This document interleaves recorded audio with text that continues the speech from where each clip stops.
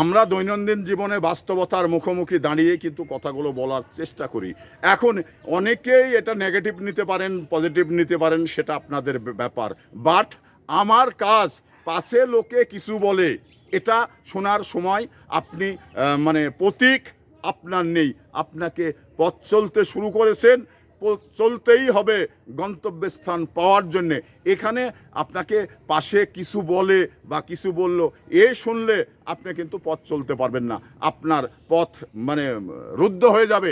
তো এখানে আপনাকে চিন্তা করতে হবে আমি একজন মানুষ, আমি আসলেই সঠিকভাবে পথে চলছি কিনা এবং আমার কোথাও ত্রুটি বিত্রুটি আছে কিনা এটা দেখে আপনার রাস্তা পরিষ্কার দেখেই আপনাকে চলতে হবে। তো বাট আপনি আপনার জীবন গড়ার জন্যে দায়িত্ব তো আপনার, আমার না। আপনার জীবন গড়ার জন্য আমার দায়িত্ব আছে বা আরেকজনের দায়িত্ব আছে এটা মনে করার কোনো কারণ নেই। আপনার ভবিষ্যৎ গড়ার দায়িত্ব আপনার, এবং আপনি যদি নাবালক হয়ে থাকেন তাহলে সেই ক্ষেত্রে বাবা মায়ের। তো এখানে আপনি একজন ভালো মানুষ হিসাবে আপনাকে রাস্তায় চলতে হবে এবং পাশে মানুষ কিছু বলবেই, এটা বলতেই থাকবে।